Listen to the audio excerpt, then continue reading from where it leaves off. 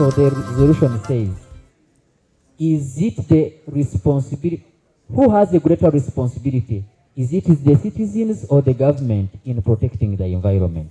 And the MPs are on the side of, they are on the side of government, and they are pointing their fingers to the citizens, and they are saying the citizens have a bigger responsibility.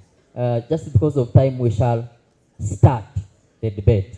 Each debater here will take a maximum of 3 minutes to deliver their presentation, after which immediately after, one of you shall respond to that person.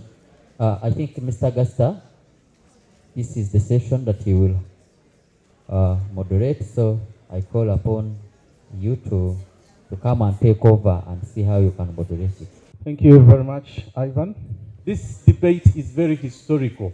It started way back in 2010, and every year we have an engagement between MPs and students. The beauty about it is that every year you have a different set of MPs, so it widens the engagement. So this year, as we all know, we are looking at this important subject of environmental protection and issues of climate change. We have a very bad culture in this country. We love to blame. Everybody runs away from responsibility and pushes it to the other. And we are bringing that controversy, this debate. So we want the students to try and blame, quote unquote, the government, while the members of parliament will, quote unquote, blame the citizens.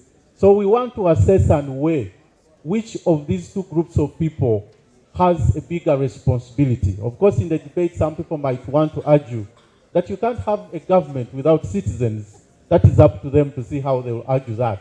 So is the government and the citizens one and the same, or are they different? So the students think it is the government to take responsibility. They should enact laws and do things right. And the government thinks, no, we can't do this without you, the citizens. That is the debate. If we have time, those of you in the audience will also have opportunity to take. I'll take our first speaker from the government side. Thank you so much, and good morning, everybody. Government has a lot of responsibility when it comes to matters of climate change. But the citizens, they are the bigger part of the responsibility. And this includes you as a person. Moderator, when we talk about government, let us talk about the three arms. Let's talk about the legislature. Let's talk about the executive. Let's talk about the judiciary. We have a responsibility. When you come to parliament here, we are looking at the laws. As a parliament of Uganda, we have passed bills. Most recently, there was a bill, the NEMA bill, that we've been processing, and we've concluded. That was only to show that the Parliament of the Republic of Uganda, which is a part of the government system, is doing its work. We have done it. These laws are supposed to direct what the country is supposed to be doing. It is the judiciary to follow up with those who break the law. And they are doing it.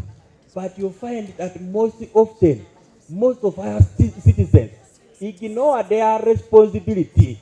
And they talk about rights. Rights, remember, come along with responsibility.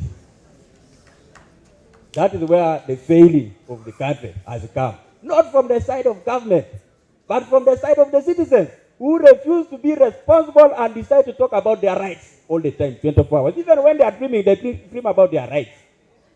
When they are sleeping, they sleep on their rights. This is terrible. It is a call from me as a legislator.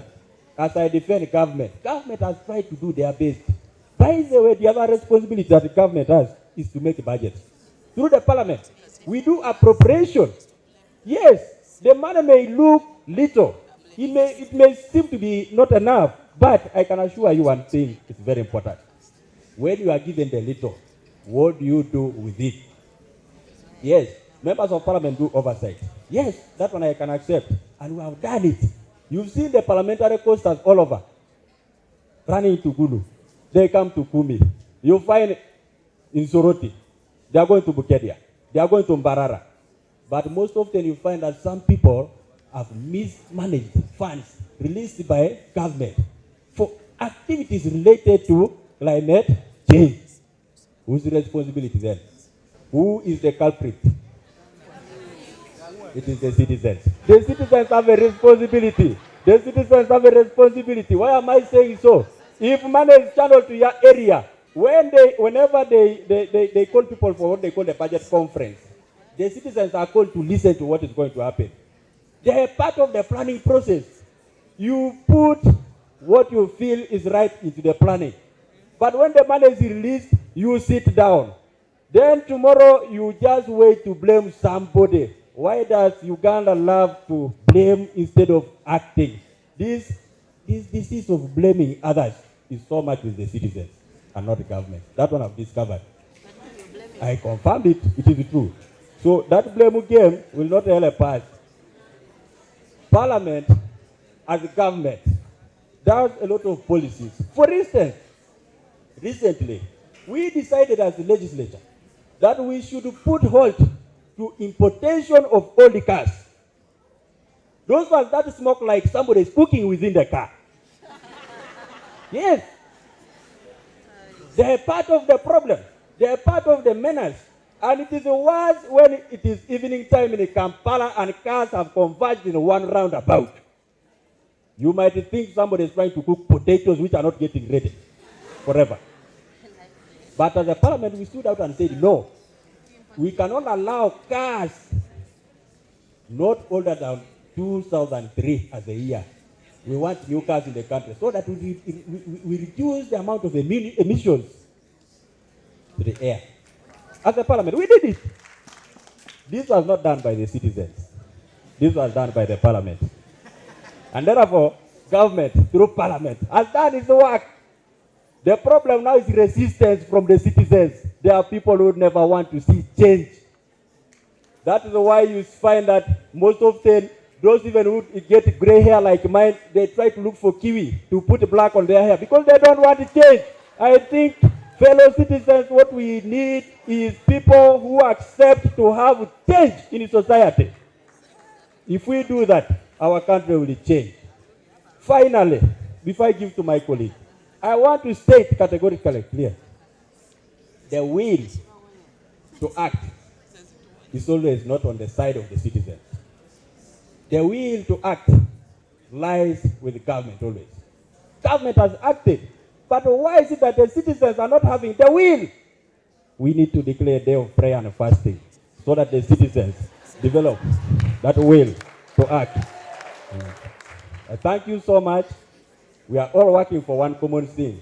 Not until you realize that you need to act yourself. Nothing will happen for the good of this country, for God and my country. Wow, thank you very much, Honorable and representative of the government side. And so now I want to take the first speaker from the opposition side. The people who are arguing that no, it is the responsibility of the government and not the responsibility of the citizens. The first speaker is Kalinda Jamada from Mengo Senior School. Tonight, we debate as Ugandan citizens. Ugandan citizens who seek for one thing, a safe, clean environment. But the question stands that who has the bigger responsibility? The question is not who has or who doesn't have responsibility. Both the citizens and the government have a responsibility in the fight against climate change and in the fight against protecting our environment. But what is the most important part in this fight? Ladies and gentlemen, I'll quote President Emmanuel Macron, who made a statement. He said that we shall not be climate friendly on Monday and not be climate friendly on Tuesday.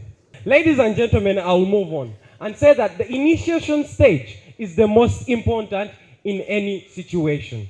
Until you ignite a car, it will not start. However much the wheels have the capability to turn, the engine has the capability to run, but until you ignite the car, it shall not run. Now that is where our team comes in. we tell you that the citizens have a responsibility. But ladies and gentlemen, until this debate tournament, how many of you knew that caveras are bad? Very few of us. But because of an organization from the office of the president, the National Secretariat for Patriotism, COPS of Uganda, their initiative to teach Ugandan citizens the disadvantages of Kavera are going to enable us, the citizens, fulfill our role of fighting Kavera in our environment. Now, this is what I'm telling you. The government has a responsibility of initiating the stages of the fight against environmental degradation and the fight against climate change. Most of the Ugandans are uninformed, are uneducated about these different issues. But it takes the people that we give the power, the people that we give the mandate to guide us, to really do their work of guiding us. Ladies and gentlemen, I shall move on to the point of double standards. In most situations, our dear honorable members of parliament and our dear government presents itself as a government of double standards. Tonight they say this, tomorrow they say another. They tell us that they will ban buveras, but the next day it is their supermarkets, their industries that are producing these buveras. Now these are the double standards that I'm talking about. And until those double standards are cleared from our government organizations, we shall not have a safe environment. And hence, until they fulfill their responsibility of initiating and removing their double standards, ladies and gentlemen, we cannot have a clean environment, which means that they have a bigger role in this situation. Ladies and gentlemen, the other point is, from their side, they say that citizens only care about their rights and do not care about their responsibilities. The only reason why we care about our rights is because we've been able, some government organizations have been able to teach people about their rights. And that is why we care about our rights. 1 minute, Speaker. 1 minute. In previous situations, we had women being battered. We had women being kicked out of their houses. Why? Because they did not know that they had a right to a safe environment. They had protection from the government. But until government organizations have come up and taught women their rights, now women are able to stand up for their rights. Which means that if you say we have a responsibility in protecting our environment, you also have a responsibility of informing us about these different things. We will not be born knowing that we have a responsibility. Ladies and gentlemen, we need the government's initiation stage to help us start this fight against climate change. And I mean against environmental degradation. We also look at the point of being oversighted. The honorable member of parliament comes up and says that they make the budget, they give us the money, and then we do not use the money, we embezzle the money. But ladies and gentlemen, who has the responsibility of supervising this money? We give you the power. We give you the power to have our money and supervise our money for us. But if, one, you embezzle that money yourself, and two, you give that money to people who will embezzle it and you do not touch them, then what are you talking about? So, ladies and gentlemen, these honorable members of parliament and government should seek to initiate the fight against environmental degradation. Thank you very much. We'll now take the next speaker from the government side. Thank you, and thank you, honorable members. The Constitution is very clear. It defines the laurels of government and the laurels of citizens. Now, one, the most important law of government is to create an environment in which activities can be conducted. The question is, has the government created that environment? I will say, yes, government has created it. Government has created the environment through policies, through laws, through regulations, and enforcing some of those aspects. What has the citizen done? Because you need to look at the effects of climate change. I come from Kavale, which is very hilly. You can evidently see slides cutting across. You can see floods. you can see droughts, and all of those must be combated. Now, who does the biggest role in combating this? The laws, regulations, etc. is there. Now, who does the fanya chin, fanya Jew in order to regulate? Who does the plantation of trees on the hills which are owned by citizens in order to prevent or in order to combat climate change? There are, not the government, the land ownership is properly spelled in the constitution. In Uganda, land belongs to the people. It's very clear, and I emphasize it here. Now, who does the rest in accordance with the government policies, government regulations, in order to combat the effects of climate change? Obviously. Honorable Speaker, can you take that information? It's up to you. Just give me time, I will go out to do it. It's okay. So, honorable members, you can see the law of citizens is paramount in combating the effects of drought change. And I invite you to realize what you can do, what you can contribute, instead of blaming the government, which has created an environment for you to act. Information, I can take it, yes? Before you come in, the information, you have given me the opportunity. The information that I want to give is this. Currently, the biggest challenge that we have is the degradation of forests.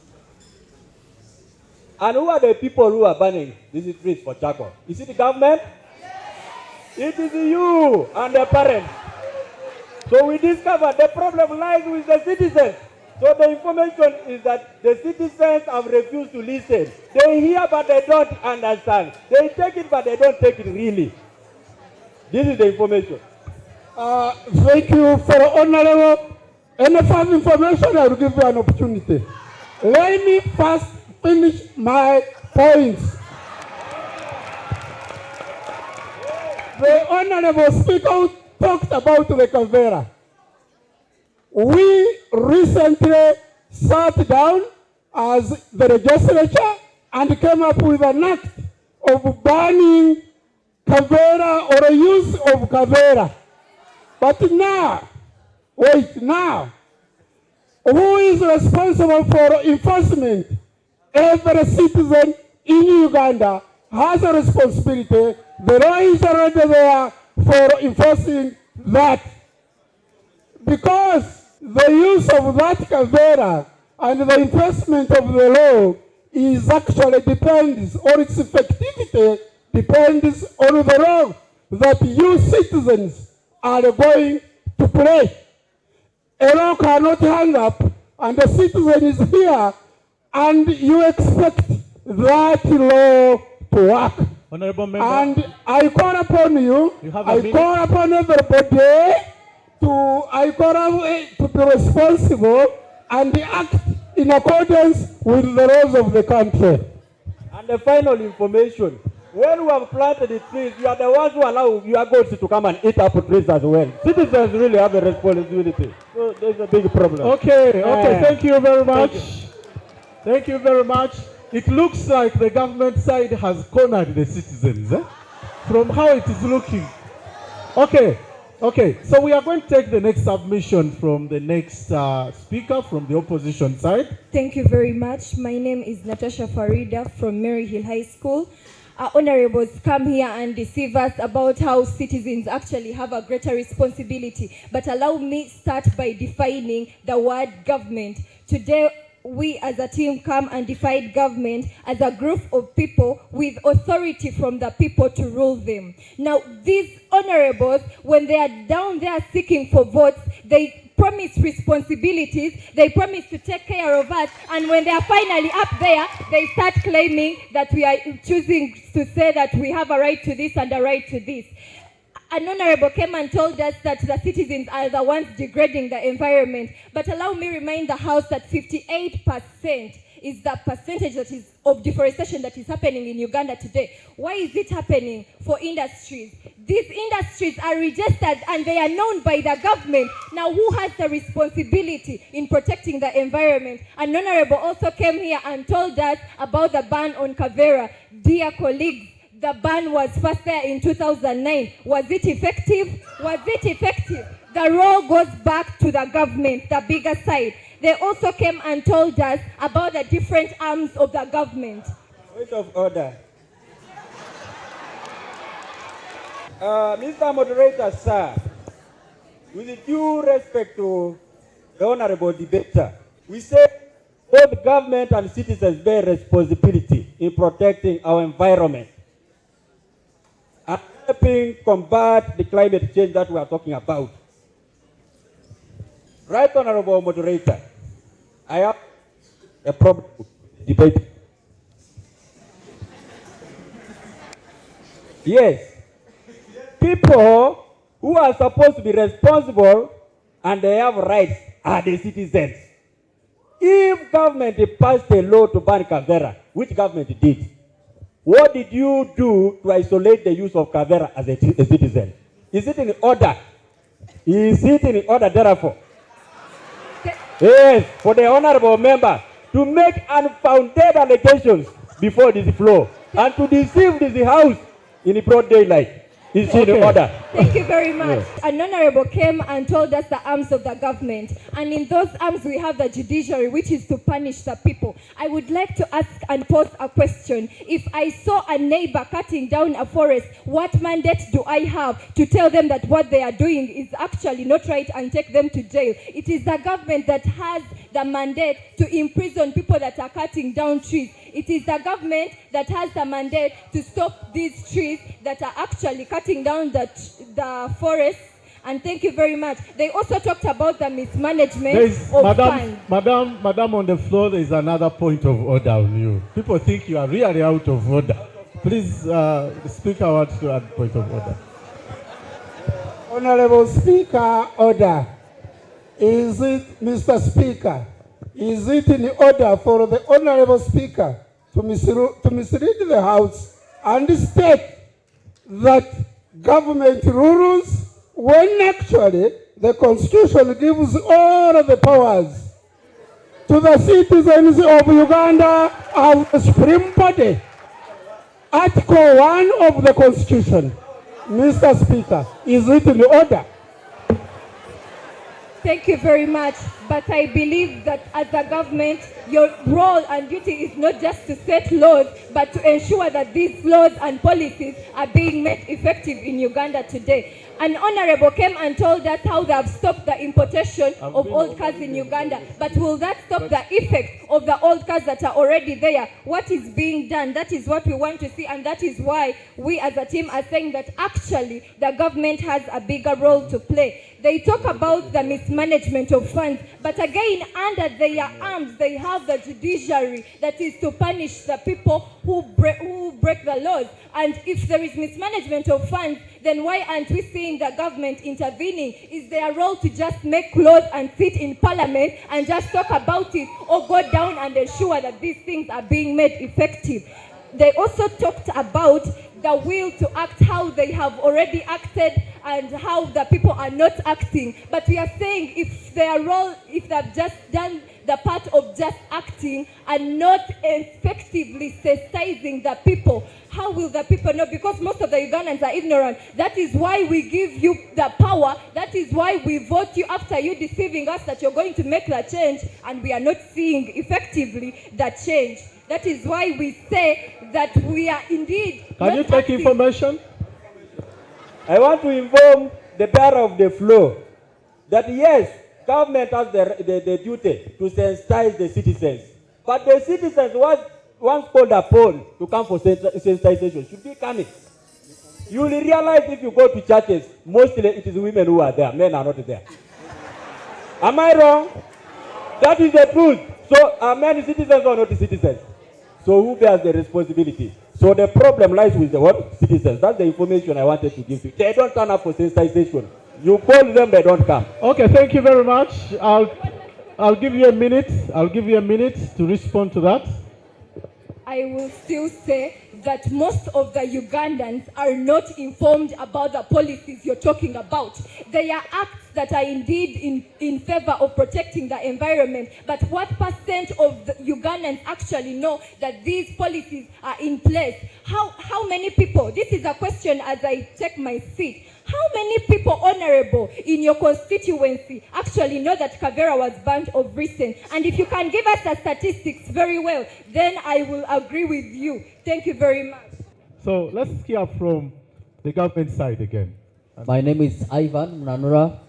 Between the government and the citizens, who has a bigger role to play in protecting the environment? It should also be asked, who is more affected? Who is more affected? And secondly, between the government and the citizen, who is the majority? Between the government and the citizen, who interacts with the environment the more? Let's focus this debate on a family setting. Who lays your bed? Who washes your utensils? Who washes your body? Now, the environment should start from an individual before we blame it to anyone else. If you have seen along the main highways, you may think that there is a deliberate intention of people to throw bottles, or you may think there is a factory that is manufacturing empty bottles along the highways. Who does that? The government? Not until we become responsible enough, even to the resources we have been given. I've been monitoring in Kampala City. Kampala City Authority has put dustbins, but you see people throwing rubbish 1 meter from the dustbin. What kind of responsibility is that? I have seen the government opening trenches in Kampala. If you go to Waise, we always say water is life, but only when you are not staying in Waise.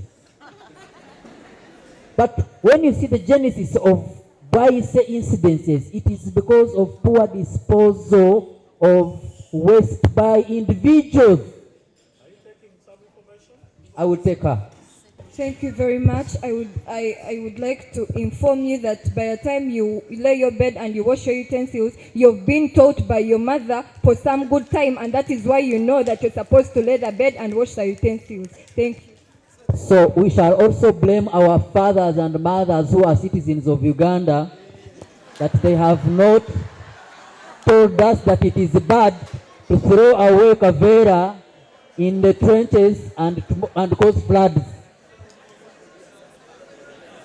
I will take his information. Apart from the littering, from the bottles, even when somebody is tired of this thing that they eat in Namaojoro is called Gonja, the balance they throw out those things. In Kampala here, people have gone as far as dumping babies in the pits. And those are citizens. Is that government? Yeah. That's the information I wanted to give you. There's a problem with citizens. There's a problem. Before we go on blaming the government, which is just a small group of people that ensure policies are in order, we should first look at ourselves and what we have done with our own selves and how we have contributed in addressing a problem. There is no one who reminds you at what time we should eat. So no one should remind you at what time we should dispose of well. Then it is too late for a point of information. But all in all, you might blame the government. You may even change the government today and bring a new one. But no one has a bigger role to play in maintaining your own safety, in maintaining your own environment, other than you, the citizen of Uganda. Thank you very much. Let's now go to the eastern region. And we'll hear from Masolo Terry, who is representing the constituency of PMM Girls. Dear ladies and gentlemen, I want to start by posing a few questions. Well, first of all, who has the authority to implement? Second of all, who gives the permission for this industry to run? Who gives permission to this industry to manufacture the plastics? Who stopped the Kavera ban? Wasn't it the government? Who has the responsibility to sensitize the citizens? Now, dear ladies and gentlemen, our resolution is just telling us who has the bigger role. It is true, the citizens have a responsibility, the government has a responsibility, but the government has a bigger role. Well, first of all, if the government allowed the Kavera ban to continue, would we have Kaveras? If the government sensitized all the citizens of Uganda about the effects and the dangers of having these Kaveras, wouldn't we do what is right? If the government did not allow these industries to run, would we have the pollution? Dear ladies and gentlemen, it is very sad to see that the government has failed to play its role because, dear ladies and gentlemen, some of us know that Kaveras are dangerous because of the organizations, for example, through NEMA, which is a monitoring body of the government. It is through NEMA that we know the effects of having Kaveras. So if we did not have such a government, would we know? And dear ladies and gentlemen, my second speaker came and even told you that the government has set up laws. And dear ladies and gentlemen, they also give us penalties for the laws. So dear ladies and gentlemen, if we litter this environment and there is a law saying that we should litter this environment, wouldn't we be punished for it? So dear ladies and gentlemen, my point is it is the government having the authority over us. So even though we have the responsibility of protecting the environment, they have the bigger role because they're the ones going to give us the resources, they're the ones going to sensitize us. We cannot sensitize ourselves. How can you expect someone deep in the village to know how the environment works? It is the government supposed to reach out to these people. But because of their inefficient and ineffective sensitization, that is why this continues. You cannot blame it on us, the citizens. Dear ladies and gentlemen, the government has failed to carry out its responsibilities. The first speaker came and told us about the regulations and the policies on the environment. So this just actually shows that it is them who set up the laws, it is them who set up the policies that can be able to govern the environment. So this means that we need the government. That is why we put them in power, to direct us. But if they have failed to direct us in the right way, what do you expect from us? We are supposed to follow them as our leaders. Dear ladies and gentlemen, they came and said that we are the ones who are affected the most by the environment. Now this kept on wondering, for them, are they robots that are not affected by the environment?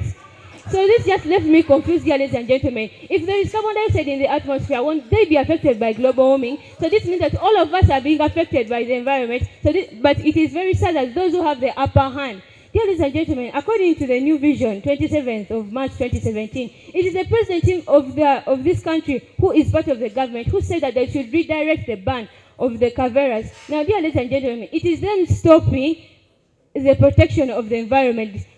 And dear ladies and gentlemen, if they continue the Kavera ban, won't we use the Kaveras? After all, they're allowing the industries to manufacture them. After all, they're allowing the people to bring in Kaveras. Now, what are we supposed to do with them? We're supposed to use them because they've given them to us. Dear ladies and gentlemen, the second speaker came and told us that the government is doing its role, and we, as the citizens, we should assist them. Now, dear ladies and gentlemen, if you notice this sentence, he said that we should assist them. In other words, we're supposed to just walk behind them. So that we should be led by them, dear ladies and gentlemen. So what does this bring us to? The government has a bigger role, not us, the citizens. The citizens were just supposed to follow them, dear ladies and gentlemen.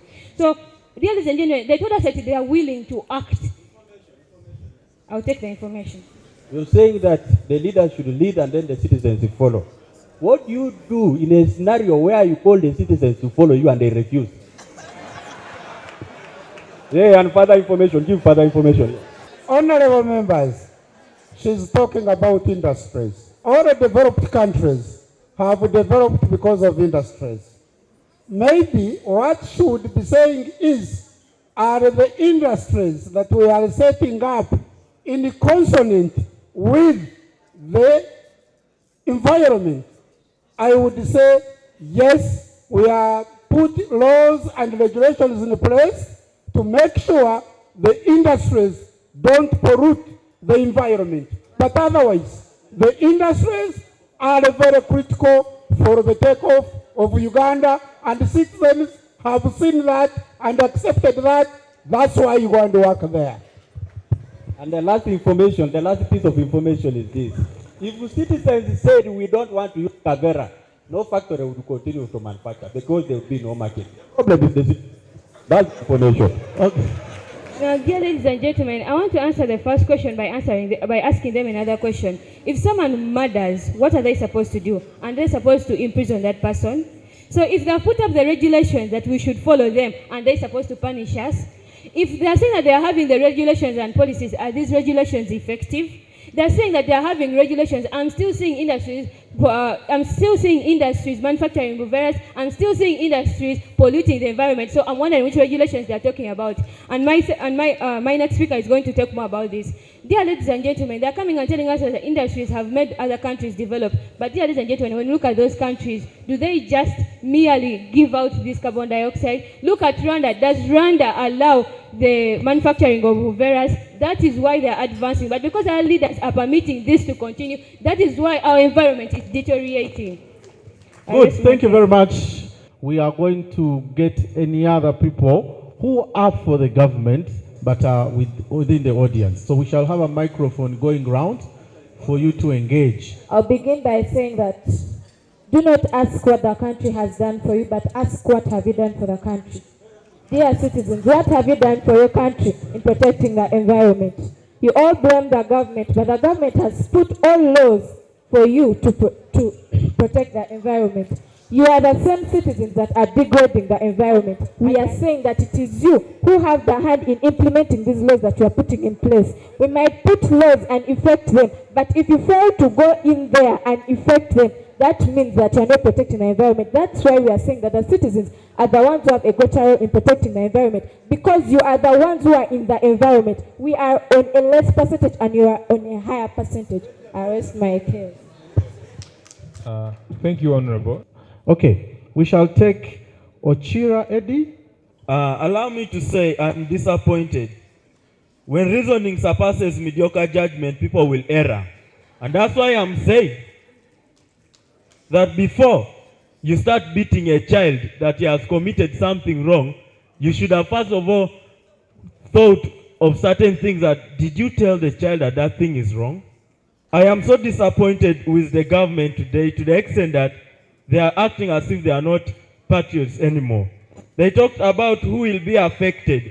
Does it mean that you as the government officials have an escape plan to survive these issues? Allow me to go further and say, the government is the one that implements these laws. Trust me, I've just come to realize today that actually the power belongs to the people. Who are the constituents around here? Who has? You cannot come and tell me that someone from deep in the village there even knows that the power belongs to him. Why? You people only appear there during elections and such issues. And you don't tell us the power belongs to us. We only know that the voting belongs to us. But we don't know that the power belongs to us. No, I've not accepted. I've not accepted. Okay, please, I've not accepted. Right, Honorable Moderator.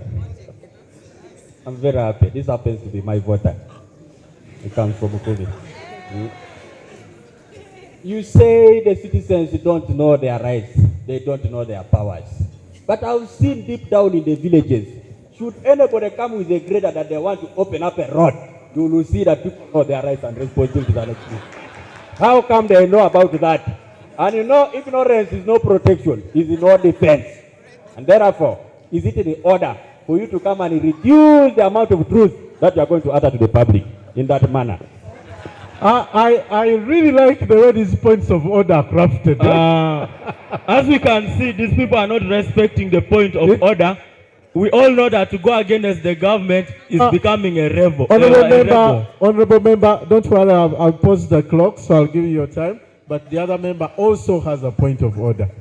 Honorable members, is the honorable member in order to state that it is only government which enforces laws and regulations? Honorable members, have you read the penal code? A citizen is right to arrest any person who is doing wrong contrary to the laws of the country. You have those powers, please. It's very clear. The laws state, if you have not read it, I invite you to read it so that you don't inform the audience wrong things. Okay, it is entirely not in order for anyone to misinform or misguide because they haven't read a particular law. It is not in order. So, Speaker, you might want to fix that as you proceed. The biggest question that they should ask themselves is how available is that information to the public? Before we start blaming each other, one of their speakers came here and told us that there are floods and drought and landslides in Kabale. According to Scientific America, it takes around tens of thousands of dollars to combat such issues. Where is the citizen going to get that money?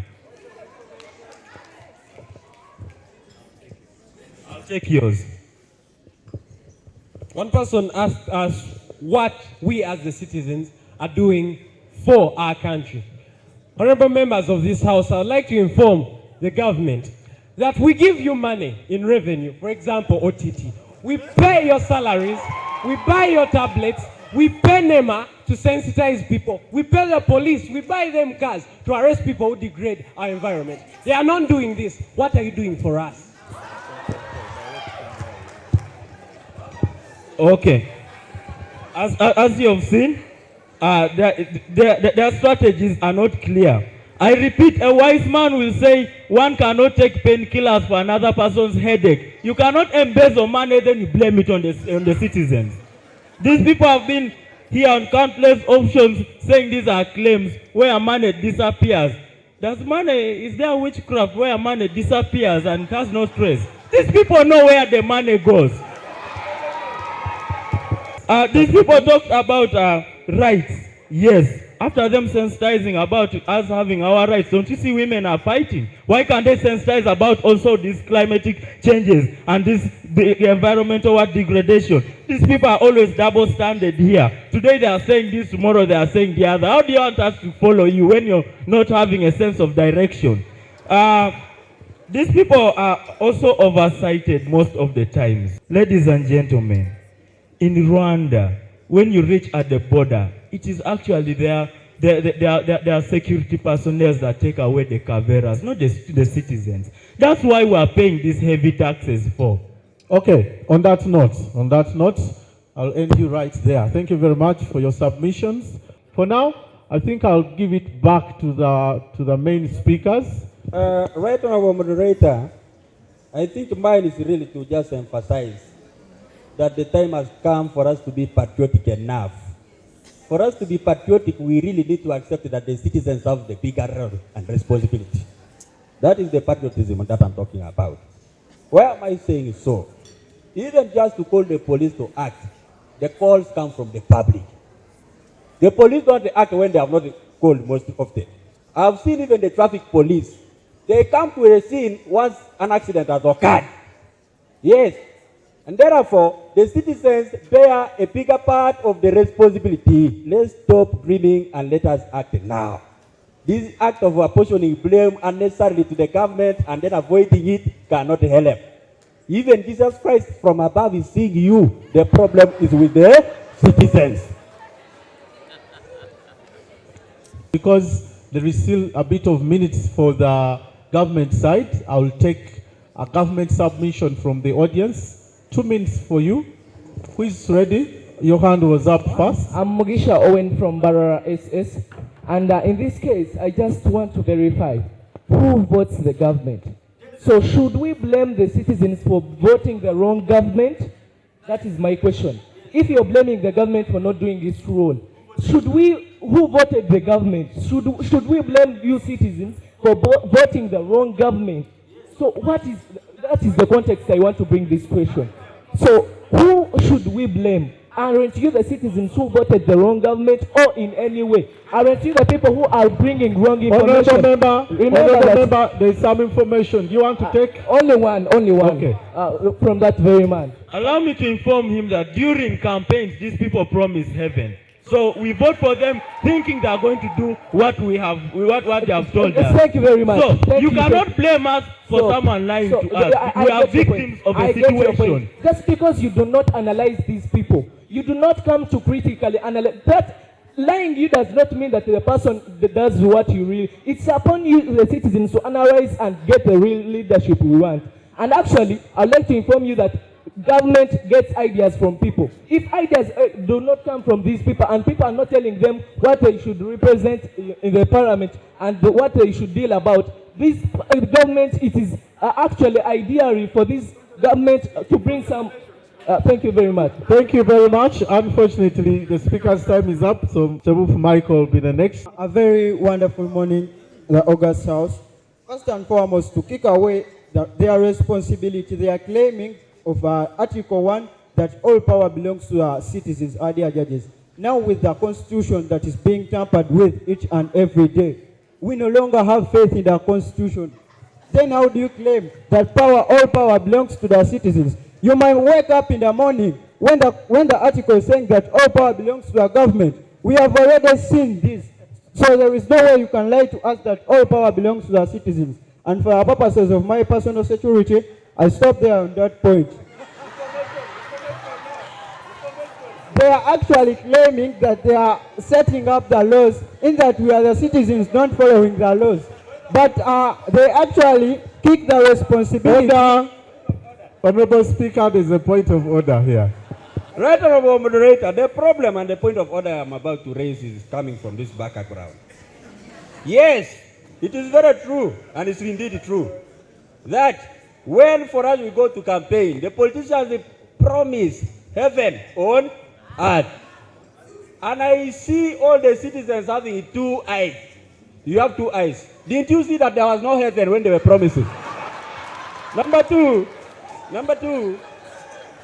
you are so much aware, right, Honorable Moderator, that the citizens of this country today have decided to ask you for money throughout.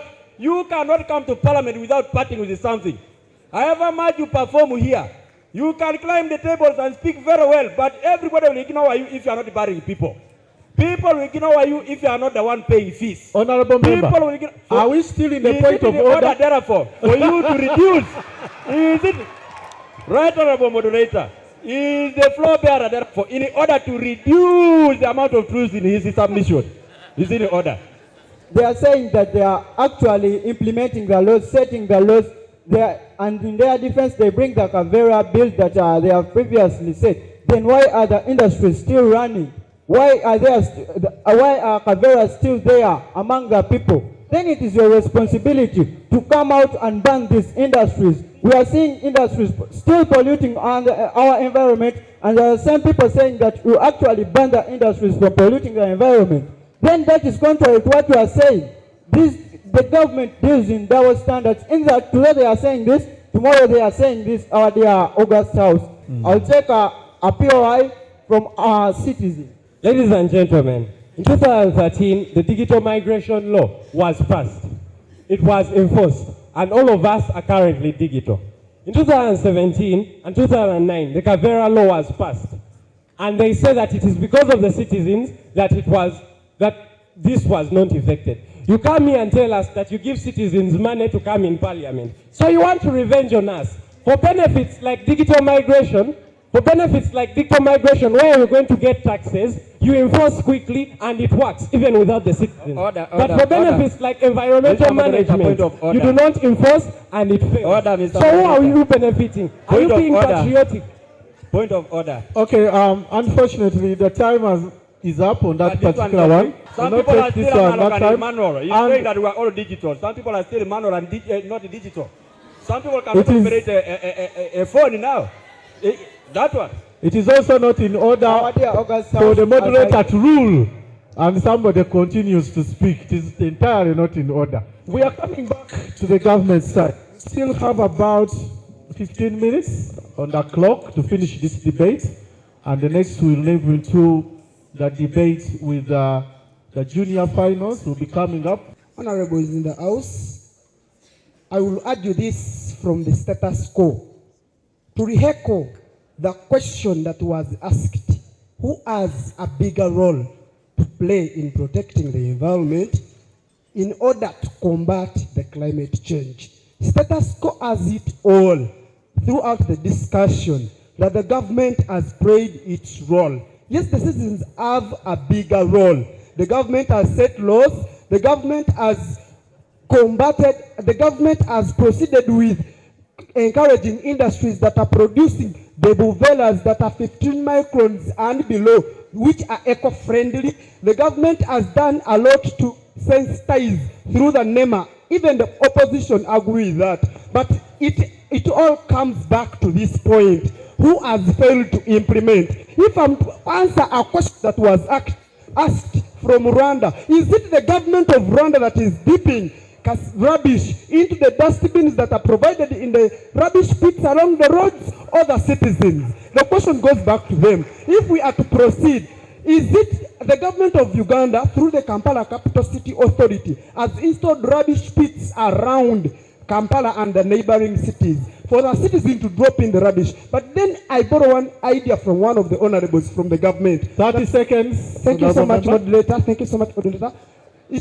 They are throwing rubbish out of the dustbin. If the government has played its role in providing the dustbin and the citizens, you are failing to drop it, does it then come back to us or back to you? It is the citizen with a big role to play according to the status quo, that the government has played the role, but still we have the climate change. Then it has to narrow its discussion down. And to the citizens who have failed to play a bigger role as they are supposed, because they are the majority, they own the biggest part of the country, because most of the land is owned by the government, by the citizens. For instance, if one is being displaced from a particular piece of land, they loudly shout, they are chasing us. Then while one is cutting a tree, why aren't you shouting at that loudest point that you shout when your part of land is being taken? I don't think the 30 seconds are not up. They are Thank you so much, moderator, for this chance. Okay. Let me take her. Thank you. My name is Namkoya Sylvia from Kasese Secondary School. And in this debate, I am saying that the government has a bigger role to play in conserving the environment. For the purposes of this debate and in conserving the environment, we are looking at the National Environmental Bill that was passed on recently, 2017, that was saying that there shall be no importation and use or sale of Kavera. And yet the same bill is also saying that there shall be importation of Kavera for the purposes of agriculture, industries, and then construction. Ladies and gentlemen in the House, are we not seeing loopholes in the government? Then we are asking a question, that who has the bigger responsibility in conserving the environment? Ladies and gentlemen, I would like to give you a quotation, that the weakness of the head leads to the collapse of the what? Of the body. In this case, the government is the head and the citizens are the body. If the government is weak, we are saying that the citizens won't do what?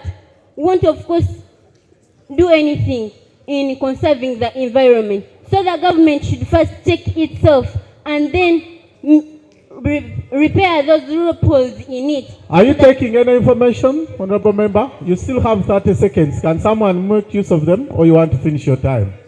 I want to finish my time. Okay, she's not taking any information. The government should first repair those loopholes in it. Then later on, it should blame the citizens for having the responsibility to do what? To conserve the environment. Otherwise, the government is more responsible in conserving the environment. Thank you very much. We shall take another floor speaker. First and foremost, I'm so disappointed in the government. They want to sit on the mere fact that they have a social contract with the people, with the citizens in this case. They know that the citizens have given them power.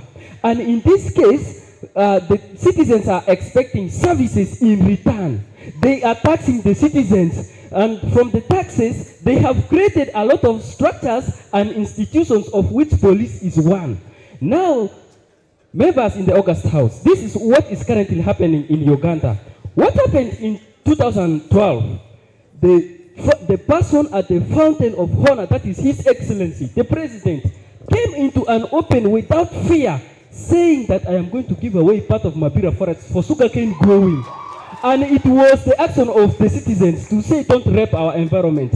Again in West Nile, Honorable Namuganza, the Minister for Lands, the Minister for Lands came into an open and said, I am going to deposit 10,000 hectares of Soka forest, and it is the only tropical rainforest in the whole of northern region. Of recent, the DPC, this is one of the institutions, the institutions of the government.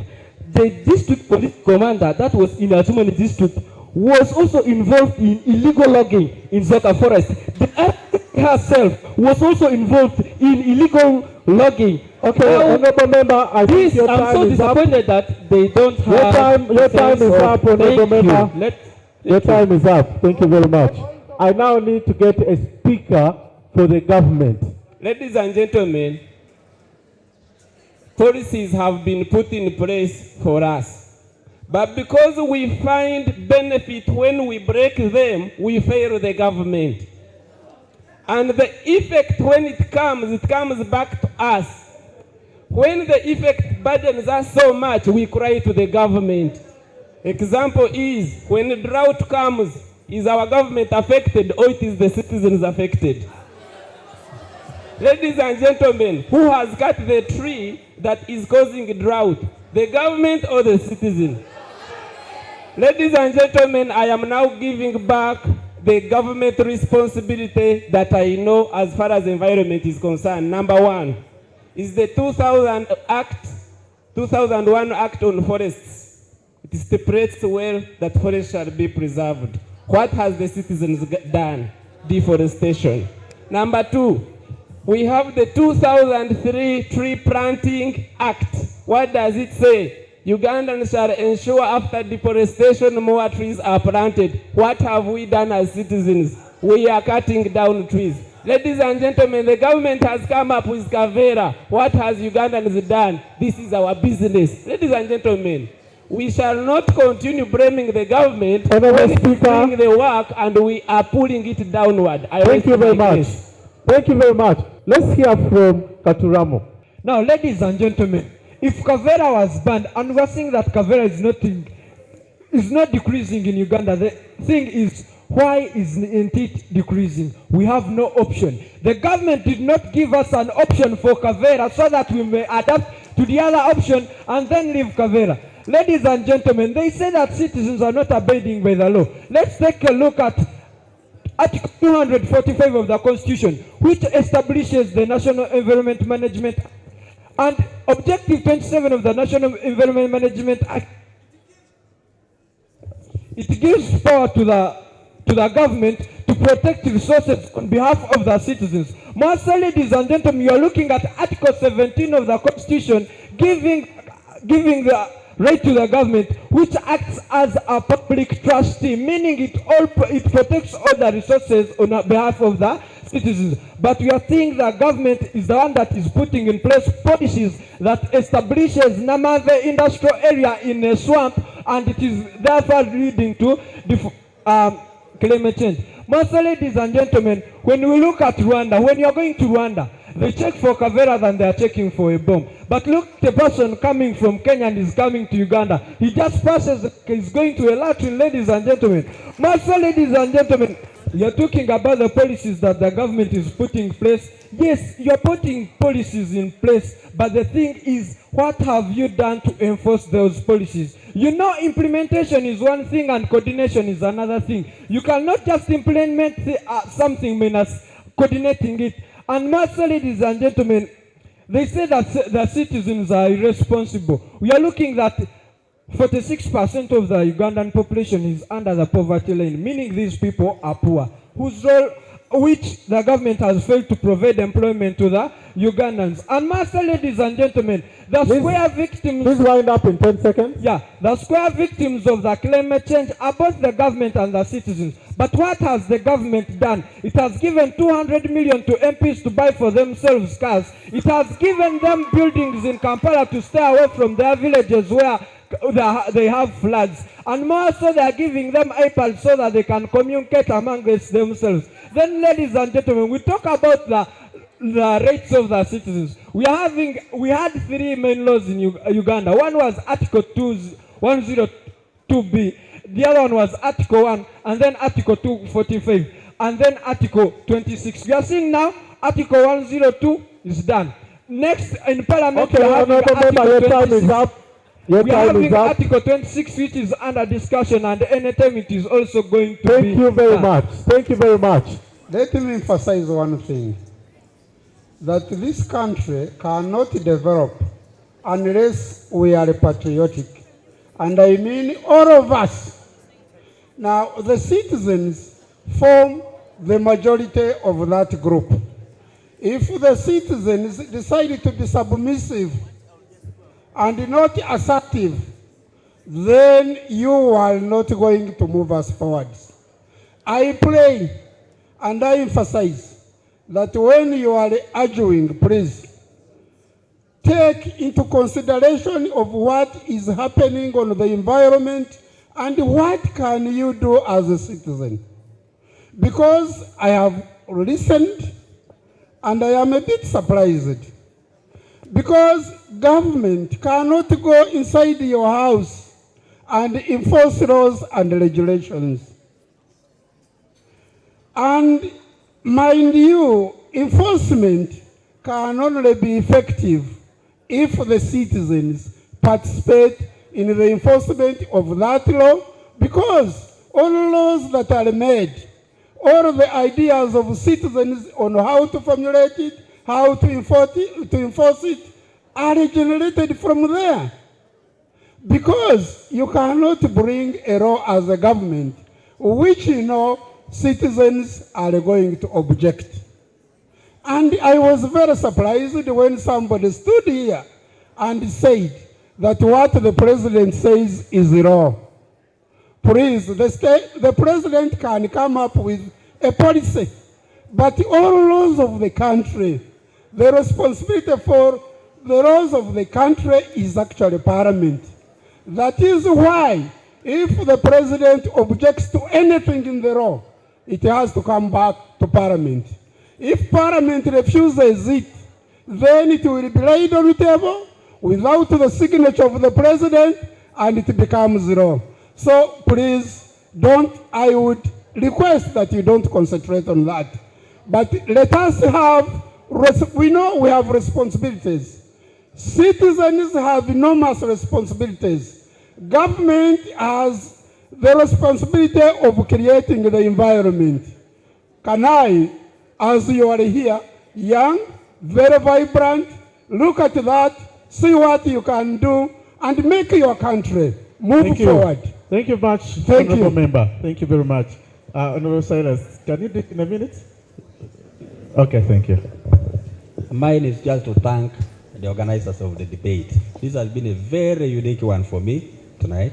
And you know, it's really a great one to have students before you. Of course, I know most of the honorable debaters, some of them were after fun, they were not serious anyway, but there are those who were very serious. Anyway, the most important thing for us as the citizens of Uganda is to have the will. We must have the will to combat climate change. We must fight with passion. We must be there with a lot of desire. We should have the courage, the charisma, the audacity to go out there and say no. Even the sensitization that we are talking about, you can sensitize your neighbor. You don't need the police to sensitize. You don't need a radio. You can start with the person walking next to you. Because these things that are happening within your vicinity. We all have a responsibility. It is time for us to act. It is time for us to provide options. I want to thank particularly the people of Bugisu. When it comes to the issue of Kavera, climate change is not particular about Kavera, but the fact that we are talking about it a lot here, I can tell you the people of Bugisu, I've seen when they are going to buy meat, they don't use Kavera. They get these banana leaves, the dry ones, and what they put the meat there and carry. Those are options. It is upon us, the citizens, to create the options to avoid the use of Kavera. If we deny the people who are manufacturing this unwanted material market, they will close down automatically. You will not need the police. You will not need the police. And therefore, I want to call upon everybody. Let us stay responsible, and Uganda will become brighter. We shall be the champions of the world in terms of combating climate change for God and my country. Thank you. So, the beauty is that Honorable Dr. Kefa Chwanka proposes that he stays around and listens to the primary school's finals, which is also about on the issue of environmental protection. And after that, he can make remarks, which I think is an excellent one. I know the debate had come to an end, but we'll give some 3 minutes to Honorable Wamanga to just speak to us. Thank you very much, Mr. Chairman. I've just been introduced that my name is Jack Wamanga Wamai. I represent the people of Mbale in the August House. And you all know where Mbale is, because I understand some of you have just sat the PLE, and those who have just finished Senior 6 must have one time been asked a question about the most beautiful town in Uganda, which is Mbale. So I want to talk on environmental protection. I come from Bugisu, as you know, and you know what happened recently. You listen to the news, you read newspapers. We have had landslides and mudslides that have killed our people in Bududa, Namese. You must have heard about that. So why does the land move? Why do we get landslides?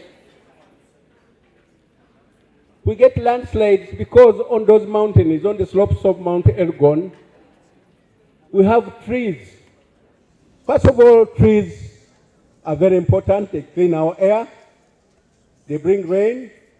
And the Europeans, by the way, I'm also a delegate to the European Union, Africa, Caribbean, and Pacific, and European Union. And the Europeans give us money to plant trees so that we can clean up the air and can bring rain.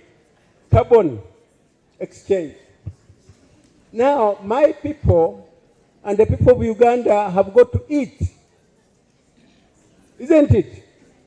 We need firewood. We need energy. So the people who live on the slopes of Mount Elgon, they go and cut down trees in order to get firewood and cook food. It's necessary, isn't it? So when they cut down trees, the land is not able, the soil cannot remain in one place. Now, what's the role of government? The role of government is to encourage the people. That when you cut a tree, you plant another one, isn't it? So the Ministry of Agriculture should give seedlings to the people of the mountains, to all Ugandans, to plant trees. That you plant trees to hold the soil, to clean air, and bring rain. Government should be able to do that. Government has now woken up. Oh, now we must do this, we must plant trees. There's been a campaign so that we plant trees. But the European Union gives us money to plant trees, so I hope government can work on that to make sure they plant trees so that we can sustain the water in the ground and the soil can remain in one place and clean the air. So that's the role of government, to encourage the people. And people can do that when government starts. Now, we've had a very big problem in this country. Environmental degradation. Kavera, you have heard of Kavera. Polythene paper. These Kaveras you see around that help us to carry things at times are very dangerous. And when you throw Kavera, it remains in the ground, in the soil for 400 years. Can you imagine? 400 years and you cannot plant anything there and you cannot harvest anything. They are very dangerous to our environment. And what has government done? Where is my friend? Where is he? Yes. What has government done? I talk about corruption in this country. These laws come on the floor of parliament and we say no more Viveras. We can get the degradable ones that you use and are degradable so that we don't spoil our environment. But these people, they allow those companies to produce Vuvera in Uganda. And the parliament, we said no, Vuvera should be stopped. And that's why I said no, I must leave a meeting. I was in a meeting, but I said I must come to you and talk to you because you are the leaders of tomorrow. You'll talk about tomorrow. And you have got to live in a clean environment. Thank you very much. Thank you very much, Honorable Jack Wamanga Wamai of Mbale Municipality, for those very, very awesome words. We had one speaker left on this side out of public demand. I am not fair to leave him out. I don't want to be castigated. Somebody might grab my plate tonight. So I'm going to allow him a minute or 1.5 to just submit. Adungo David Oniogo from Bishop Cipriano Kihanjire. Actually, the question for tonight was who has the bigger role? Is it the citizens or the government?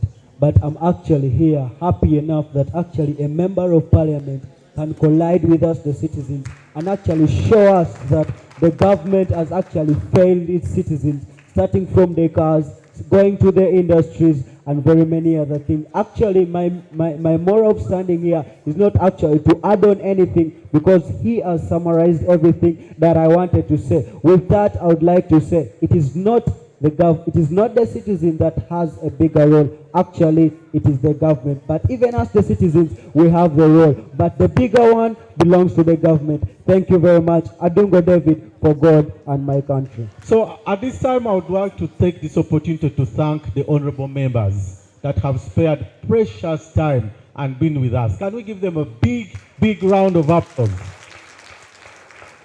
Honorable Silas Angod, represent Komi Municipality. Let's give him a big round of applause. And with his great sense of humor and nice submissions in the debate, that was awesome. I think next time we shall call you during the preliminary rounds to be on one of the teams from your district to see how best it can come out. Honorable Sabiti has left from Rwanda West. Let's give him a hand clap, much as he has left. Of course, the Honorable Jack Wamang Wamai, who has also just given us beautiful submission.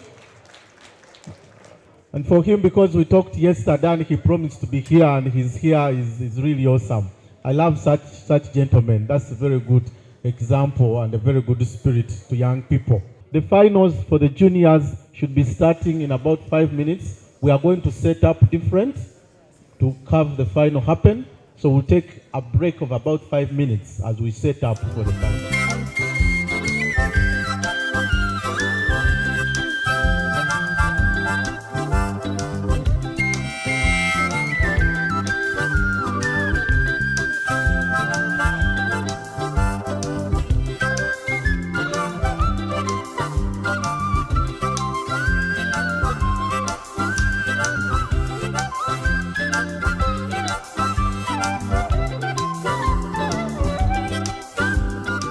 We have 2 schools that have made it to the final round. Clap for them as they...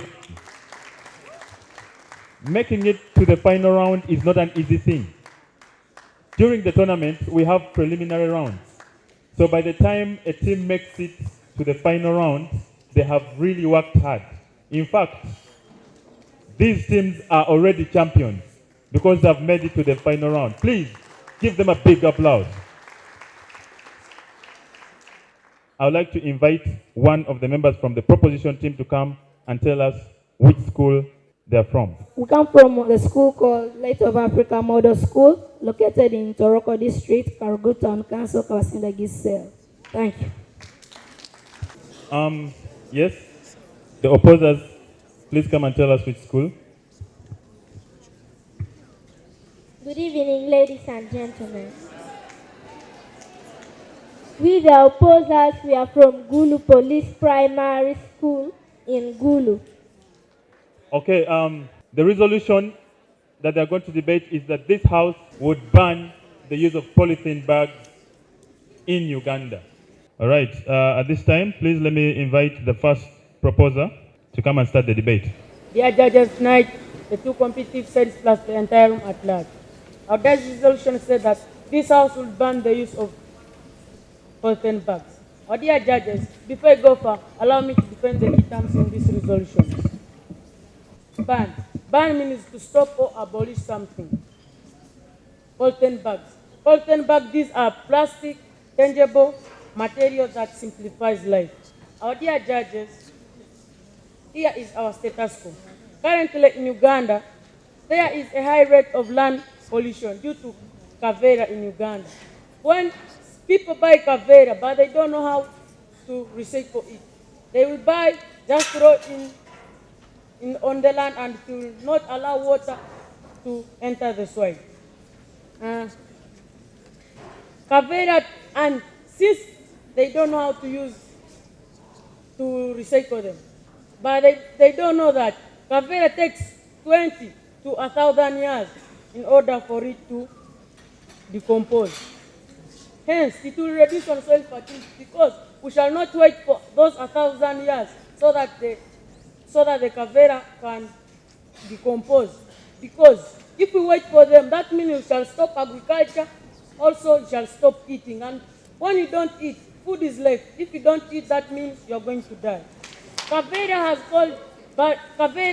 When we don't recycle the Kavera, has caused poor sanitation.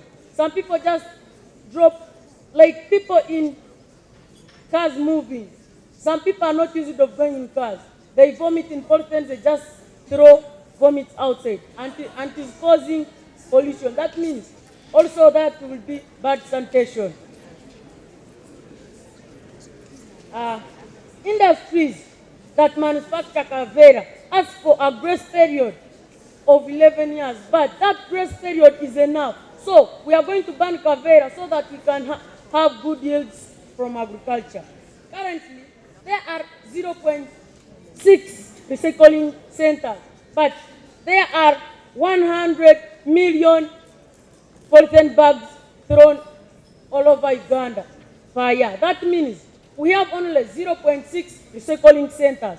That means they shall recycle the few, another one will only be thrown into the compound. And when it is thrown into the environment, it will cause pollution.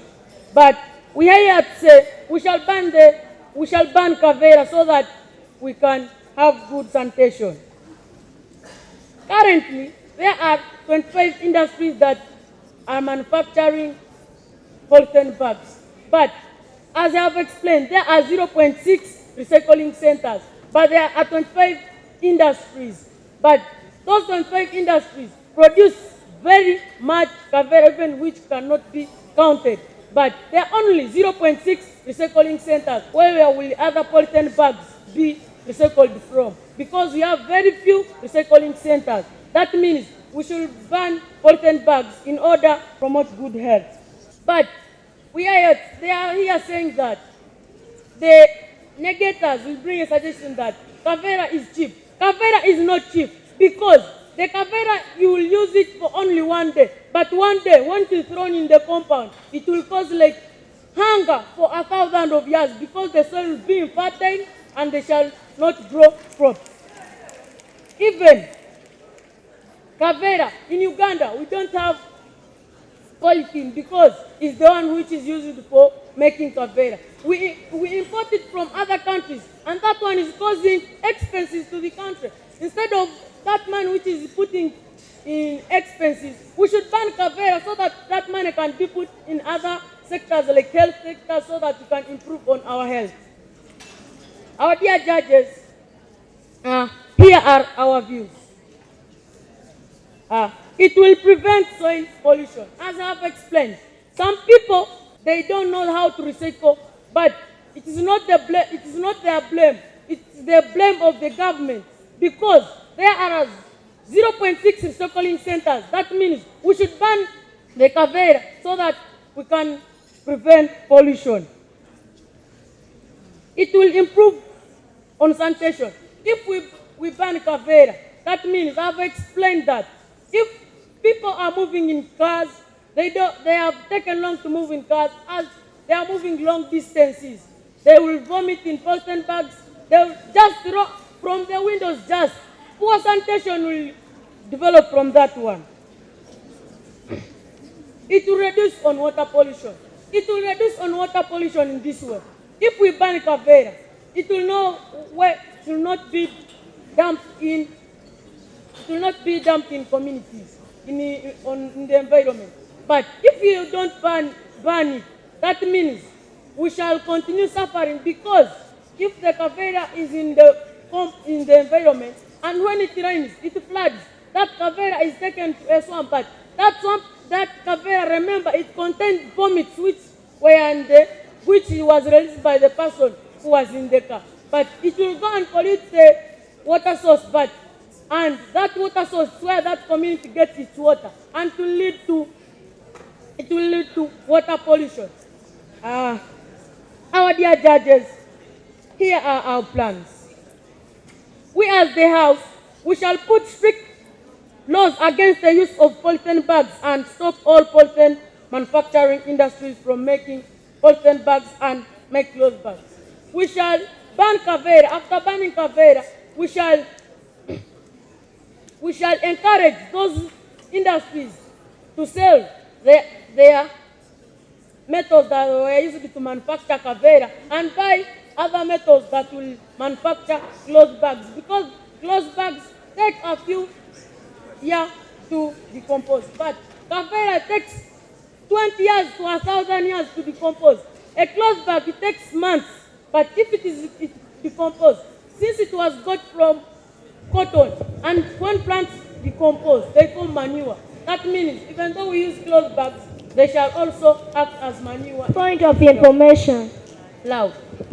You are saying that we are going to use cloth bags, but did you know that the government will use a lot of money to export the machines for making these cloth bags? You never understood my explanation. I said that we shall encourage that industry that was manufacturing Kavera to sell its machines so that it can add another money for buying the machine that will be making cloth bags. Another plan is we shall encourage people to use cloth bags because they are the ones which are good. Our dear judges, arrest my case. Resolved. This House would ban the use of polythene bags in Uganda. I oppose. Audience and the judges. Our opponents came and did not even give us our houses, their house.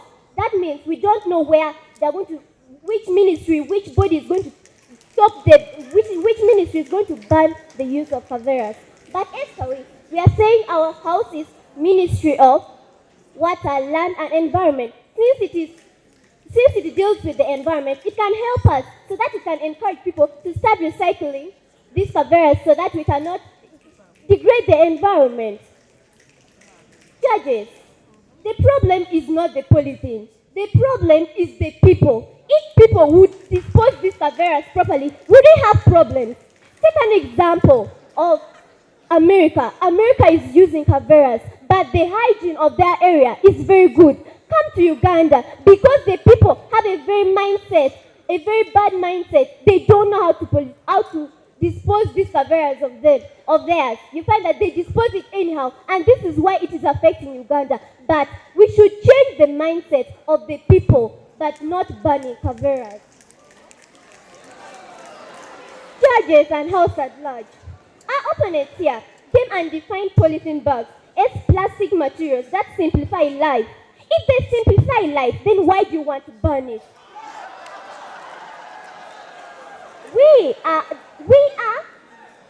defining our polythene bag as a combination of organic carbon in form of a packaging structure. And this can be non-biodegradable and biodegradable. As for this case, we are talking of the non-biodegradable one. One of the example is Kavera. Judges, our arguments will be based on the fact that Kaveras can be recycled. This means that it can be used time and again. You have said that Kavera simplifies life. Would you like to simplify life for one day and suffer for 1,000 years? Correction.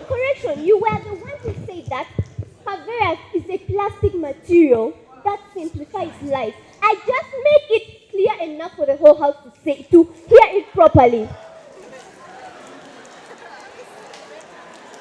Judges,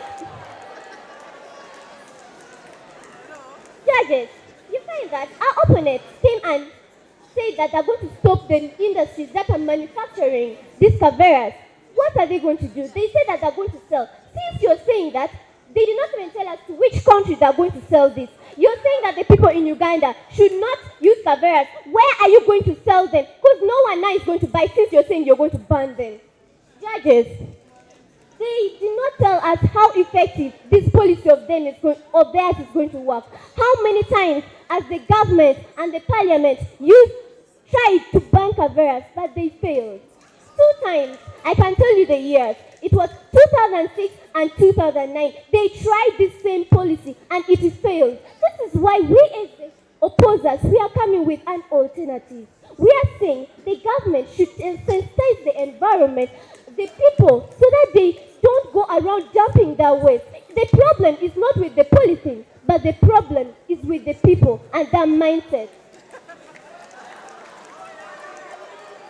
Judges, we will make the house have the sense that Kaveras can be recycled. That's one.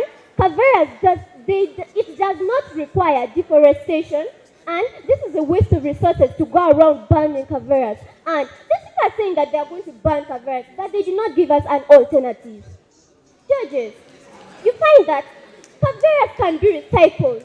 These Kaveras, if the government goes around telling people that you don't dump your Kaveras anyhow, dump them in a proper way, dump them in a proper manner so that they don't degrade the environment, we are not going to have problems, you people. We will not have problems. We have industries that make these Kaveras they can manage to recycle it. Yes, they can. If you can make something, you can even stop it. This means that if they are making it, they can recycle it and make other materials so that our environment will be safe. Judges, Kaveras can be recycled. Other than burning Kaveras, I feel very angry when I see people throw away things that we could use time and again. Why not use it so that we don't now go importing polythene like they say from other countries? Let us just use it and keep on recycling it. Yes? Do you want to have food? Yes. And do you want Kavera to stay in this country? Yes. Okay, I understand you. Judges, he said that do we want good? Yes, we want good. This is why we are saying we should recycle the polythene bag. And for this case, it is the Kaveras. They say that do we want the Kaveras to be in existence? Yes, we want it to be around. But according to United Nations Development Program, currently, people around the world use about 500 million plastic pieces. And if you stop these Kaveras, let me tell you, first let me inform you on this. No national country or any community has ever succeeded in banning Kaveras. And you think a third world country like Uganda will succeed? Do you think we'll ever succeed? Judges, my opponents here, they did not come and give us that time frame. How long will they ban these Kaveras? This is what they did not give us. How will they ban it when very many people are using it and they did not even give us the alternative? They said cloth, but you people, do you mean that everyone who makes Kavera can afford to buy these machines for making these cloth bags like you say? We need to get experts to make it. This is a waste of resources. And they're still saying we should ban it. And yet we are using it very well, judges. You find that we are saying that we are not going to ban it. But since the government has already even started putting litter bins around every area, like in Gulu where I come from, they are everywhere. Most of the areas have litter bins. I just say that the government should even increase it and put more litter bins so that the people can start to dispose their waste properly. So that they don't dispose these Kaveras anyhow. Judges, some years ago, it was told, people were sensitized to start recycling plastic bottles, these water bottles, and it is at least working. The only thing we need for the government to do for us is it should go ahead and sensitize people to start recycling plastic bottles, polythene I mean, and you find that it will work just the way our plastic bottles are working. They say that, my opponents here came and say that 0.6, we have only 0.6 recycling centers. But judges, bear me proof I do not disagree, but the only thing we want is for them to come and tell us the source of their information. Judges, they also say that we only have 25 industries. I would like them to come and mention them and give us the source of their proof. I oppose.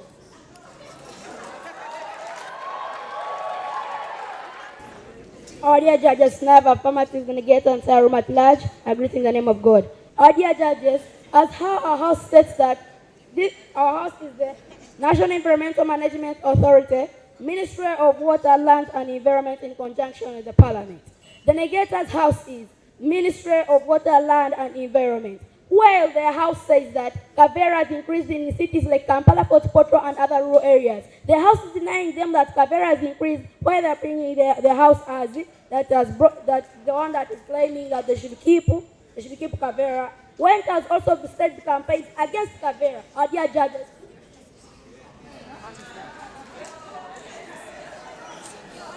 they've said that no country has ever succeeded in banning Kavera. When Rwanda and Kenya have ever succeeded, they banned Rwanda completely by saying that Kavera should not come, and the United Nations, they declared that Rwanda and Kenya, they have banned Kavera and they announced them as the cleanest countries.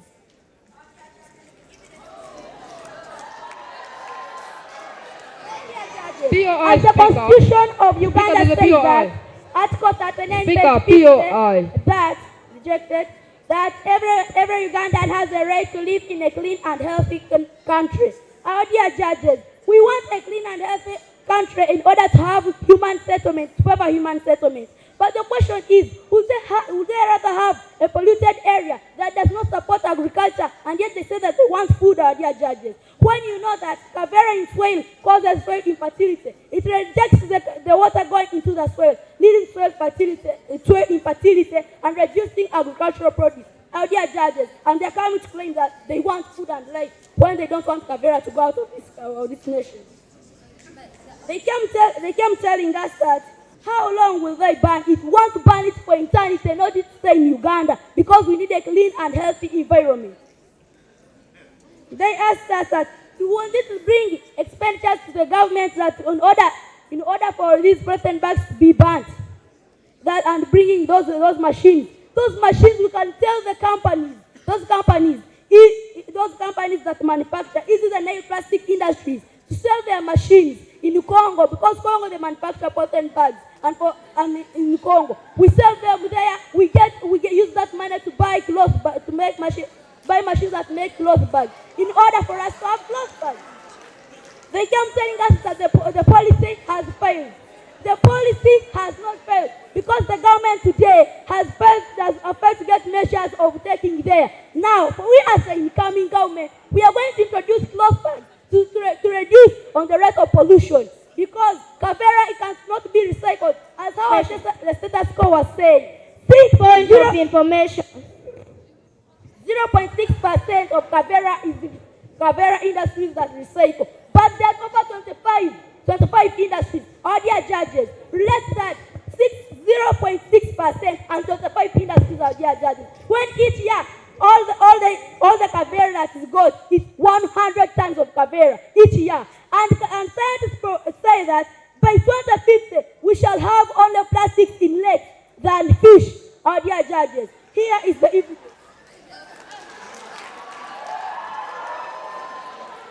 Uganda currently benefits from tourism, and those plastics when they go in lakes, that means our tourism states like Victoria, rejected, like Victoria and Albert, all of those are tourism sites, and we earn income from tourism, our dear judges. If we bring those plastics and we pollute our areas, shall we receive tourism, our dear judges? Won't we have reduced on the income of Uganda?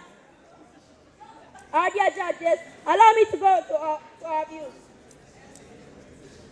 It will prevent soil pollution. As our parameter was saying that Uganda borrowing ideas, soil pollution has been prevented in Rwanda by abolishing Kavera. But for them, they want food, but they want soil infertility. Or does that make any sense? It will improve on the sanitation standards of Uganda. Currently in Kampala, when you're going through those roads, the swamps are polluted, the streets are polluted, every place in Uganda is polluted. And for us, we have come with a solution that we as the National Environmental Management Authority, we shall ban polythene bags and produce cloth bags, and we shall sell those machines that make polythene bags and introduce those machines that make cloth bags. And we don't want agricultural produce to decrease. And according to the new vision, July 29, 2017, it says that there are million polythene bags daily that are being put in Uganda. Our dear judges, arrest my case. If we must salvage our planet from the anger of nature already exhibited through the changes in climate, we must act now, and all of us must act. Resolve. This House would ban the use of polythene bags in Uganda. Honorable judges, the first proposition speaker came here saying that there are 0.6 recycling industries for Kaveras, and there are 25 industries which are producing these Kaveras. But did they know that these industries that produce the Kaveras are even recycling them? For example, we are having the Nile industry, which recycle these Kaveras they produce. Honorable Judge, they also came here saying that to prevent soil pollution, that if we are to ban these Kaveras, we shall prevent soil pollution. Then what about the Kaveras already, which are not circulating in the environment? Some are in the soil. Even if we ban, this one will still affect our soil. Honorable Judge, so we should not ban. They also came here and said that it will prevent water pollution.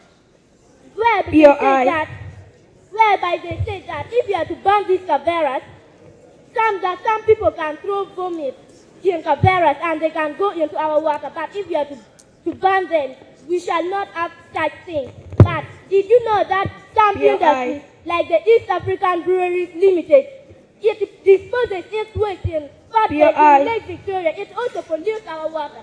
So we should not ban these Kaveras because they can be recycled. We as the opposers, we are saying that we shall use Ministry of Water, Land and Environment to implement laws and sensitize people that they should recycle these Kaveras like how the government did, and these plastic bottles are being recycled. Honorable Judge, they came here saying that their house is the parliament. But didn't you know that the parliament came out with laws which is banning the use of Kaveras 2 times, but it has failed.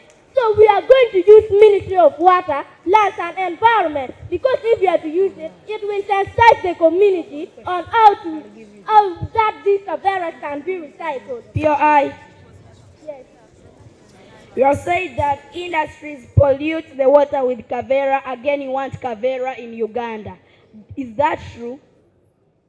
You did not understand what I said. I said that industries like East African Breweries Limited disposes its waste in Port Bend, in Lake Victoria, and it's polluting our water. But not that these Kaveras you are talking about that we should ban. Honorable Judge, they are saying that we should ban these Kaveras, and we adopt other alternatives like cloth bags. But these Kaveras are very cheap, 100, 200, 300 only, that most people can afford. But these bags, they are very expensive, 5,000, 10,000 and above. Very few people can afford. Honorable Judge, so we should not ban the use of Kaveras. As we opposers, we are saying that we shall sensitize the people so that they can be recycling these Kaveras. They are cheap. We are talking, I am going to talk on it prevents. Kaveras cannot encourage deforestation. You will find that the proposals are bringing in alternatives like cloth bags. But do you think these cloth bags are got from nothing? No, we get them from cotton. And these cotton are not grown on air. They are grown on the land. During the process of these farms, you are talking of these cotton farms, we have to cut down trees in order to set up these cotton farms. Secondly, the government has to use a lot of money in order, because the farms... Yes. I would like to inform you that you are saying that Kavera is cheap, you only buy it 100. But the effect it causes, you will suffer for 1,000 years. You are saying that these Kaveras cause effect, but we as the opposers are saying that we shall sensitize people to start recycling these Kaveras so that they can cannot cause the effects you are talking about. Honorable judges, we are saying that, we as the opposers, we are saying that Caveras do not require deforestation, but the proposers are saying we should involve in other alternatives like cloth bags. But these cloth bags are grown from cotton. These cotton are not grown on air, but are grown on the land. During the process of setting up these farms, trees are going to be cut down. Then why don't we just continue recycling Caveras instead of wasting money to set up these farms? Buy farm tools like tractors, which will waste a lot of money, Honorable Judge. Honorable Judge, we are saying that deforestation, that Caveras do not require deforestation because we are going to use other materials to manufacture these Caveras. But these cloth bags they are talking about, we have to plant this, we have to plant cotton. Speak up, POI. And say that this house believes this house would not ban the use of Caveras in Uganda. I oppose. Our dear judges tonight, the affirmative, the negators, plus the audience at large. Our today's resolution states that this House would ban the use of polythene bags. Our dear judges, allow me first rebut on what my fellow opponents have talked about. They talked of that to get cotton to make cloth bags, you will require to cut down trees. They don't know that Uganda is not only made of trees, there are other parts which don't need to cut down trees. They mean that all Uganda's land is made up of forests. There's no land that is free. They say that they will use other materials to make Kavera. They don't know that Kavera is used, they use polythene to make Kavera. But that polythene is not in Uganda. You'll have to go to other countries to buy polythene. And then it will be causing over expenditure. They have forgotten that this is a policy debate. They didn't give us their plans and their benefits. Our judges, allow me to go back to our views. It will prevent soil pollution. When we ban these Kaveras, as we know that when you throw the Kavera on the land, the water will not be going in the soil, and when that water is not going in the soil, it leads to infertility, which will be the same as soil pollution. We talked of it will improve on the sanitation of Uganda. Real, our dear judges, you can see it here in Kampala. To go to most parts, you find there are many Kaveras everywhere, which can show a data environment. But when we abolish them, Uganda will have a clean sanitation. It will reduce on water pollution. As we have said that when you throw the Kaveras on land, like it rains, there will be floods. And when the floods are there, the Kaveras will be taken to water bodies. And in water bodies, there is aquatic animals. When those aquatic animals, they may think that is food, and they chew it and they eat. After eating it, it will be poisonous to them and they will die. Our dear judges, shall we allow our animals to die? No. Point of information. Hold on.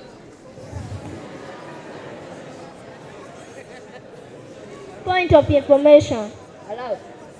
You are saying that if we should ban these Kaveras because it will pollute our water. But did you know that these industries that release their waste into the water will also kill these aquatic animals?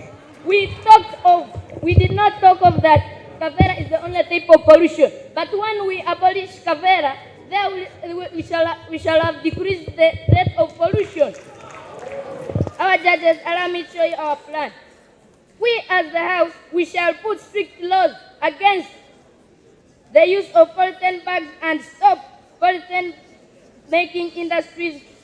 Instead, we shall encourage cloth bags. We shall sell all polythene making machines in order to get enough money and purchase cloth bag making machines. Our judges, these will be the benefits of our Point of information. We shall have a healthy environment which will favor the human settlement. Our dear judges, The first condition of happiness is that the link between man and nature shall not be broken. This house will ban the use of polythene bags in Uganda. Judges, the affirmatives are coming here to tell us that they came here and say that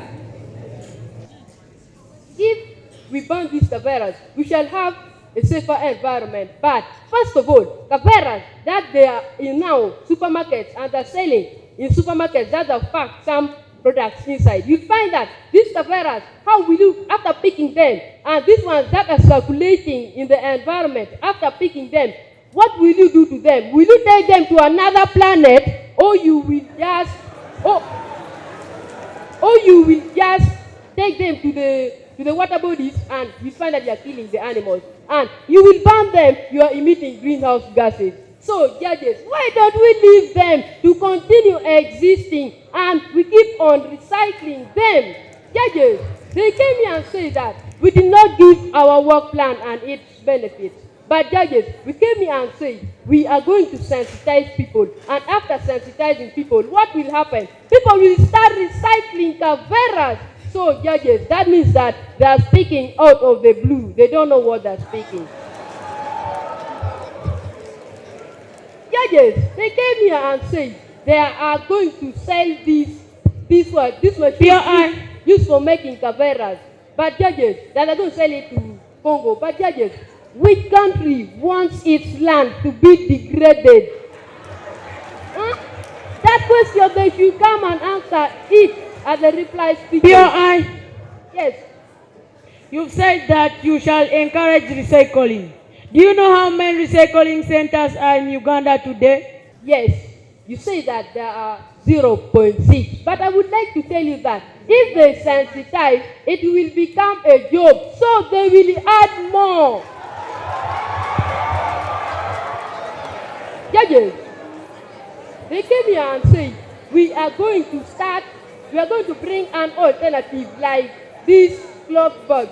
But judges, do you know that these caveras also are used to preserve the environment in a way that if you want to take your trees in a nursery bed, you use these caveras. But if now you bring these cloth bags, will you use the cloth bags? These cloth bags will just get wet, and you find that the soil will not be firm, will not stand firm as the polythene, as the caveras hold them. So judges, why should we ban the use of caveras in Uganda? Judges, they still came here and said that do we mean that Uganda is full of only forests? But I would like to tell them that if at least in a place there are very many trees, and we say that you must open up a farm of cotton, a farm, you think that how many acres? Maybe 10,000 acres, and therefore, as there are no trees, there are trees because this cotton will be supplied to an industry. Judges, let me go and talk on my points. My first, judges, this I would like to say, progress is impossible without change.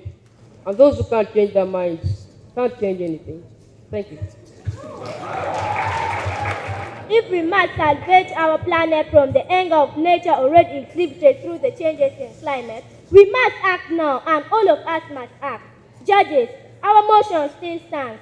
This house would ban the use of polythene bags in Uganda, where we came and gave our house as the Ministry of Water, Lands and Environment, where we say that it will help to sensitize the community about caveras and and why it should be recycled, whereby the proposer came and gave their out as the parliament, and we say the parliament has come out with laws 2 times to ban caveras, but these laws are failed. That's why we are using Ministry of Water, Lands and Environment. Honorable Judge, we came and asked them a question that what about these caveras now circulating in the environment? What will be done to them if they are to ban these caveras that are being recycled, that are being manufactured? And they did not answer our question. Honorable Judge, we came here and talked about caveras do not require deforestation, whereby we say that they are bringing in other alternatives like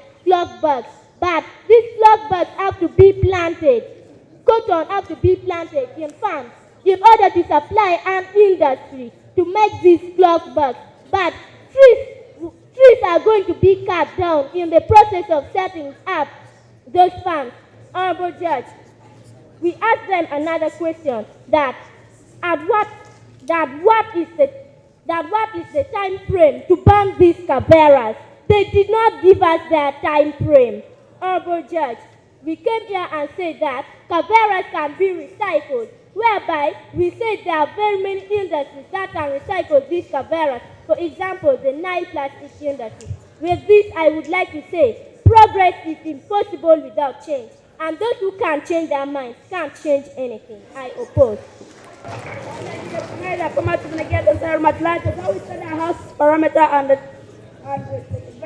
I go by them. All dear judges, our first view was it will prevent soil pollution, it will improve on sanitation standards of Uganda, it will reduce on water pollution. Our plan was we as the House shall put strict laws against the using of polythene bags and stop polythene making industries from making polythene bags, and they make cloth bags, which does not require deforestation. All dear judges, they kept telling us that polythene bags can be recycled when only less than 1% is recycled. That means only 0.02 is recycled. Our dear judges, the evidence is... Our dear judges, as I continue by saying that Kavera is already hazard in Uganda by draining those sewage plants. The Uganda National Sewage Corporation is complaining of Kavera. It is growing sewage pipes. And here is the evidence. Our dear judges, would you desire sewage coming out of your house to do sewage pipes going under your house and being clogged? Our dear judges, over 3 million tons are being disposed into the Lake Victoria because of Kavera, and they want to introduce it, and they're saying that we are going to dump Kavera into Lake Victoria and trying to burn it. Our dear judges, they say they're going to sensitize people, by which means they're going to sensitize people after the extinction of mankind, after killing everybody due to hunger. They're going to sensitize them. They have no time from our dear judges. Our dear judges, for us we are saying that shall sensitize them, and our sensitizers to be the standards that they know, the language that they know. Our dear judges, I rest my case by saying that we allow everyone to come and fight against Kavera, and the opposers will invite you because we're going to stop spending a lot of money bringing poison in order to improve on that standard. Because poison contributes with sulfur oxide, nitrogenous oxide, which destroys the environment, our dear judges. These people are trying to bring death into Uganda that they want food. Our dear judges, I respect. All right, please give them a very big applause for the interesting debate. Before the tournament, someone was asking us that what are you going to do with these primary children? But we are all surprised right now on the quality of debate and argumentation that you've heard from them. Please give them another big applause.